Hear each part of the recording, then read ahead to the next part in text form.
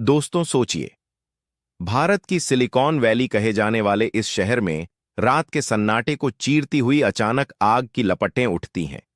एक luxury flat से निकलता काला धुआं सिर्फ आसमान में नहीं फैल रहा था, बल्कि अपने साथ एक ऐसा रहस्य लेकर आ रहा था जो हर किसी को दहला देने वाला था। यह वही इलाका है जहां दिन भर आईटी कंपनियों में काम करने वाले प्रोफेशनल्स की भाग दौड़ रहती है, जहां स्टूडेंट्स अपने सपनों को आकार देते हैं। लेकिन उस रात इसी शांत इलाके में कुछ ऐसा हुआ जिसने पूरे माहौल को खामोश डर में बदल दिया। लोग खिड़कियों से झांक रहे थे, फोन कैमरे ऑन थे और हर किसी के मन में सिर्फ एक सवाल था, आखिर उस फ्लैट के अंदर क्या हुआ। तो चलिए, बिना वक्त गंवाए शुरू करते हैं आज की ये हैरान कर देने वाली कहानी।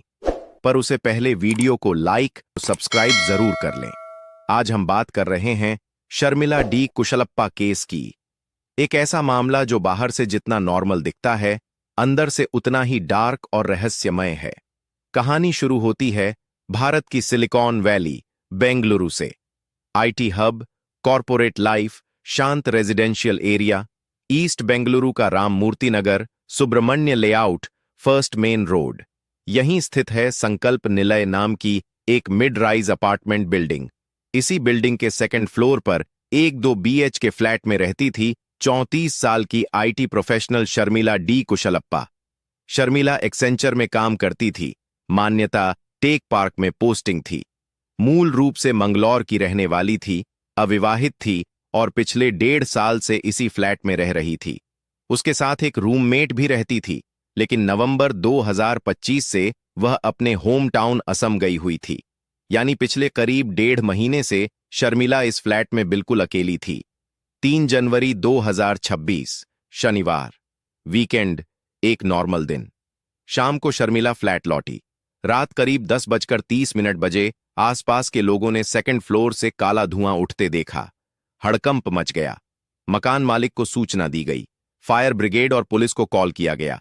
जब दरवाजा तोड़ा गया, अंदर से कोई आवाज नहीं, न चीख, न मदद की पुकार।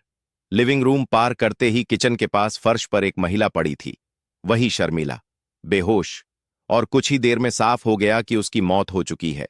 अस्पताल ले जाया गया, लेकिन बहुत देर हो चुकी थी। आग कंट्रोल में थी, आसपास के फ्लैट सुरक्षित थे। सबसे चौंकाने वाली बात यह थी कि शर्मिला के शरीर पर आग से जलने के कोई गंभीर निशान नहीं थे। शुरुआती थ्योरी बनी, किचन में गैस ऑन थी, दूध उबलकर गिरा, आग बुझी, गैस लीक हुई, फिर शायद शॉर्ट सर्किट, धुएं से दम घुट गया। लेकिन क्या वाकई मामला इतना सिंपल था? शर्मिला के दोस्त ने पुलिस में शिकायत दर्ज कराई। केस दर्ज हुआ UDR में। इंस्पेक्टर जी सतीश और उनकी टीम जांच में जुट गई। फॉरेंसिक, इलेक्ट्रिकल एक्सपर्ट, सोको टीम सब मौके पर पहुंचे। पोस्टमार्टम के लिए बॉडी भेज दी गई, परिवार को सूचना दे दी गई। जांच आगे बढ़ी तो साफ हुआ कि इस फ्लैट में सबसे ज्यादा नुकसान एक ही कमरे में हुआ था। और हैरानी की बात यह थी कि वह कमरा शर्मिला का नहीं, बल्कि उनकी रूममेट का था, जो पिछले 1.5-2 महीने से शहर से बाहर थी। पड़ोसियों ने भी सबसे पहले इसी कमरे से आग की लपटें और काला धुआं उठते देखा था। कमरे के अंदर बेड, गद्दे, चादर, तकिए और कबर्ड सब जलकर बर्बाद हो चुके थे, जैसे आग को जानबूझकर वहीं फ्यूल दिया गया हो। पुलिस ने जब उस कमरे की बारीकी से जांच की तो किसी भी इलेक्ट्रिकल पॉइंट पर शॉर्ट सर्किट का कोई निशान नहीं मिला। आग सिर्फ बेड के आसपास केंद्रित थी। यह कमरा आम तौर पर बंद रहता था, शर्मिला इसका इस्तेमाल नहीं करती थी। यहीं से शक गहराने लगा। फ्लैट का मेन दरवाजा अंदर से बंद था और फायर ब्रिगेड के आने से पहले उसमें कोई छेड़छाड़ नहीं हुई थी। यानी सवाल उठ रहा था कि अगर कोई बाहरी अंदर आया तो कैसे? तभी ध्यान गया उसी कमरे की खुली खिड़की पर, जहां से धुआं बाहर निकल रहा था। वह खिड़की बालकनी में खुलती थी और उस पर कोई ग्रिल नहीं थी। अगर आग वहीं से शुरू हुई थी तो पूरे घर में धुआं फैलने में समय लगता। शर्मिला के पास बाहर निकलने का मौका होना चाहिए था। फिर वह किचन के पास बेहोश क्यों मिली? आसपास कहीं पानी की बाल्टी या आग बुझाने की कोशिश के निशान भी नहीं थे। इससे एक नई थ्योरी उभरी। क्या शर्मिला आग लगने से पहले ही बेहोश हो चुकी थी? फॉरेंसिक टीम ने पूरे घर में आग का सोर्स ढूंढा, लेकिन न कोई खराब वायर मिला, न किसी अप्लायंस में फॉल्ट। अगर शॉर्ट सर्किट होता तो मेन बोर्ड ट्रिप हो जाता। इसी आधार पर शॉर्ट सर्किट और गैस लीकेज दोनों थ्योरी लगभग खारिज हो गईं। किचन और लिविंग रूम में बड़ा नुकसान नहीं था, सिर्फ धुएं की कालिख थी। इससे शक और मजबूत हुआ कि आग नेचुरल नहीं बल्कि डिलिबरेट हो सकती है। इसी बीच पुलिस ने शर्मिला का मोबाइल ढूंढना शुरू किया, लेकिन वह फ्लैट में कहीं नहीं मिला। फोन स्विच्ड ऑफ था। मीडिया रिपोर्ट्स में शराब की एक बोतल मिलने की बात भी सामने आई, पर पार्टी या किसी बाहरी व्यक्ति की मौजूदगी के ठोस सबूत नहीं मिले। पुलिस ने दोस्तों, परिवार और पड़ोसियों से पूछताछ की। सबने शर्मिला को शांत स्वभाव, काम पर फोकस रहने वाली और पौधों से प्यार करने वाली महिला बताया। फिर भी केस उलझता जा रहा था। आसपास किराए पर रहने वाले कुछ संदिग्ध युवकों को भी पूछताछ के लिए उठाया गया। सीसीटीवी फुटेज की लंबी जांच के बाद भी पुलिस को कोई अनजान चेहरा बिल्डिंग में आते या जाते नहीं दिखा। हर टाइमलाइन खंगाल ली गई, लेकिन एंट्री सिर्फ उसी बिल्डिंग के रेजिडेंट्स की थी। तभी पोस्टमार्टम रिपोर्ट आई और केस की दिशा पूरी तरह बदल गई। रिपोर्ट में सामने आया कि शर्मिला के नाक और मुंह के पास लाल पदार्थ के निशान थे, जिन्हें साफ करने की कोशिश हुई थी। कपड़ों पर भी उसके अंश मिले।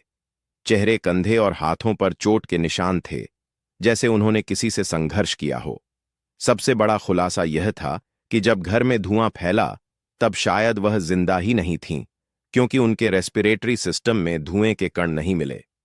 शक गहरा गया कि पहले कुछ और हुआ, आग बाद में लगाई गई, शायद सबूत मिटाने के लिए। शर्मिला का मोबाइल भी गायब था। पुलिस ने IMEI के जरिए ट्रैकिंग शुरू की। 6 जनवरी को फोन अचानक ऑन हुआ। उसमें नया सिम डाला गया था। लोकेशन उसी इलाके की मिली। 4 दिन की टेक्निकल ट्रैकिंग के बाद पता चला कि फोन उनके ठीक सामने वाली छत के घर में है। पुलिस को यकीन करना मुश्किल था। संदिग्ध कोई बाहरी नहीं, बल्कि पड़ोसी निकला। 10 जनवरी को रेड हुई और 18 साल का करनाल कुरई हिरासत में लिया गया। फोन उसी के पास मिला। कुरई अपनी सिंगल मदर के साथ वहां रहता था। पढ़ाई में तेज, second year science student, 97% score करने वाला शांत लड़का। पूछताछ में उसने जो बताया, उसने सबको चौंका दिया। शर्मिला के फ्लैट में शिफ्ट होने के समय वह करीब 16 साल का था। बालकनी में पौधों को पानी देते हुए रोजमर्रा की छोटी मुलाकातों में वह उन्हें देखने लगा। पड़ोस की पहचान दोस्ताना बन गई। शर्मिला उसे छोटे भाई जैसा समझती थीं, लेकिन कुरई के मन में एक तरफा आकर्षण पनप गया। उसने इसे क्रश बताया। मुस्कुराकर बात करना उसने प्यार समझ लिया। जांच में यह भी सामने आया कि वह अक्सर गलत तरह के ऑनलाइन कंटेंट से प्रभावित था और रियल लाइफ को उसी नजर से देखने लगा था। रूममेट के रहते उसे कभी मौका नहीं मिला कि वह फ्लैट के अंदर जाए, लेकिन जब शर्मिला कई हफ्तों से अकेली रह रही थीं, तब उसके दिमाग में एक खतरनाक प्लान आकार लेने लगा। रूममेट के घर चले जाने के बाद करीब 1.5-2 महीने तक शर्मिला उस फ्लैट में बिल्कुल अकेली रह रही थीं, और यही बात 18 साल के पड़ोसी करनाल कुरई के दिमाग में लगातार घूम रही थी। अब वह पहले से ज्यादा उन पर नजर रखने लगा। कब वह घर आती हैं, कब बालकनी में पौधों को पानी देती हैं, कौन उनसे मिलने आता है। पड़ोस की सामान्य बातचीत और अपनी मां के जरिए उसे शर्मिला की दिनचर्या की लगभग हर जानकारी मिलने लगी। उसे साफ पता था कि रूममेट शहर से बाहर है और फ्लैट में शर्मिला अकेली है। उसके मन में जो भावना पनप रही थी, वह प्यार नहीं बल्कि एक खतरनाक ऑब्सेशन बन चुकी थी। 3 जनवरी की रात करीब 9 बजे कुरई अपने घर की छत पर गया। वहां से उसने मौका देखकर शर्मिला की बालकनी में प्रवेश किया। उसने पहले दरवाजा खोलने की कोशिश की, लेकिन वह बंद था। वह सीधे दरवाजा खटखटा सकता था, मगर वह चोरी छिपे अंदर आना चाहता था ताकि अचानक सामने आ सके। बालकनी से वह उस स्लाइडिंग विंडो तक पहुंचा जो रूममेट के कमरे में खुलती थी। कॉलेज के दिनों में उसने ऐसी खिड़की खोलने का तरीका सीख लिया था और इत्तेफाक से यहां भी वैसी ही विंडो लगी थी। खिड़की स्लाइड करते ही खुल गई। वह अंदर घुसा। कमरे का दरवाजा हल्का सा भिड़का हुआ था। उसे खोलकर वह सीधे लिविंग एरिया और किचन तक पहुंच गया। उस समय शर्मिला किचन में थीं और गैस पर दूध रखा हुआ था। कुरई पीछे से उनके पास गया और अचानक उन्हें पकड़ लिया। शर्मिला घबरा गईं, जोर से चीखी और उसे धक्का देकर हटाने लगीं। उन्होंने पूछा कि वह अंदर कैसे आया और उसे बाहर जाने को कहा, लेकिन कुरई पीछे हटने को तैयार नहीं था। उसने उनके साथ जबरदस्ती करने की कोशिश की। संघर्ष के दौरान उसने उनके मुंह और नाक पर हाथ रख दिया ताकि वह चिल्ला न सकें। सांस रुकने से शर्मिला बेहोश होकर किचन के पास गिर पड़ी। कुरई घबरा गया। उसे लगा अगर शर्मिला होश में आ गईं तो सबको सच बता देंगी। उनके नाक और मुंह से लाल पदार्थ निकल आया था, जिसे उसने जल्दबाजी में अपने कपड़ों और उनके कपड़ों से पोंछने की कोशिश की। फिर वह रूममेट के कमरे में गया, वहां से तकिया लाया और शर्मिला के चेहरे पर दबा दिया। इसी दौरान उनकी मौत हो गई। करीब आधे घंटे तक वह फ्लैट के अंदर ही रहा, समझने की कोशिश करता रहा कि अब सबूत कैसे मिटाए जाएं। उसने शर्मिला के पहने कपड़े, तकिया और वे चीजें जिन पर निशान हो सकते थे, इकट्ठा करके रूममेट के बेडरूम में रखा। बेड पर जमा करके उन्हें आग लगा दी ताकि सब कुछ जलकर खत्म हो जाए। उसने शर्मिला का मोबाइल फोन स्विच ऑफ किया और अपने पास रख लिया। जब आग फैलने लगी तो वह उसी खिड़की से बाहर निकला, छत के रास्ते अपने घर पहुंचा और सामान्य व्यवहार करते हुए सो गया। कुछ देर बाद गैस पर रखा दूध उबल कर बहा और फ्लेम बुझ गया, जिससे गैस लीक होने लगी। कुरई को लगा इससे हादसा गैस लीकेज या शॉर्ट सर्किट जैसा लगेगा और शुरुआत में जांच भी उसी दिशा में गई, लेकिन फॉरेंसिक जांच और पोस्टमार्टम ने सच्चाई उजागर कर दी। पुलिस ने कुरई के कपड़े जब्त किए, जिन्हें उसने धोकर सबूत मिटाने की कोशिश की थी। लैब रिपोर्ट में उन पर मिले अंश शर्मिला से मेल खा गए।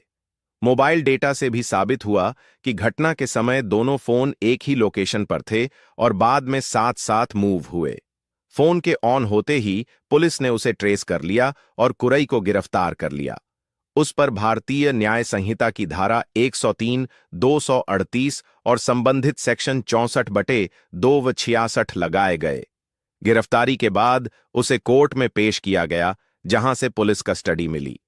पुलिस उसे लेकर फ्लैट पर गई और पूरे क्राइम का रिक्रिएशन कराया, जिसमें उसने विस्तार से बताया कि कैसे वह अंदर घुसा और क्या-क्या किया। जांच में यह भी सामने आया कि बिल्डिंग में गंभीर सिक्योरिटी खामियां थीं। ऊपरी हिस्से में कोई कैमरा नहीं था, स्लाइडिंग विंडो पर सेकेंडरी लॉक या ग्रिल नहीं थी और फ्लैट में फायर अलार्म सिस्टम भी नहीं लगा था। लगभग आधे घंटे तक आग लगी रही, लेकिन शुरुआती चेतावनी का कोई सिस्टम नहीं था। इस घटना के बाद इलाके में दहशत फैल गई। लोगों को एहसास हुआ कि खतरा हमेशा बाहर से नहीं आता, कभी-कभी वह बिल्कुल पास से आता है। कुरई, जो पढ़ाई में तेज और उज्ज्वल भविष्य वाला छात्र माना जाता था, अपनी विकृत सोच और अनियंत्रित भावनाओं के कारण अब जेल में है। उसकी मां ने भी घर खाली कर दिया। 18 साल 3 महीने की उम्र में वह कानून की नजर में वयस्क है और उसी तरह उसका मुकदमा चलेगा। एक तरफा आकर्षण, सुरक्षा में लापरवाही और कुछ मिनटों के गलत फैसले ने कई जिंदगियों को हमेशा के लिए बदल दिया। दोस्तों, यह था क्राइम डायरीज का एक और खौफनाक अध्याय। अगर आपको हमारी मेहनत पसंद आई है तो कृपया इस वीडियो को लाइक और शेयर करें। अगर आपने क्राइम डायरीज चैनल को अभी तक सब्सक्राइब नहीं किया है तो कृपया जल्दी से चैनल को सब्सक्राइब कर लें। हमारी नवीनतम वीडियो की अपडेट के लिए बेल आइकॉन दबाएं और नोटिफिकेशन भी ऑन करें। क्राइम की दुनिया से जुड़ी ऐसी ही सच्ची कहानियों के लिए हमारे साथ जुड़े रहें। धन्यवाद।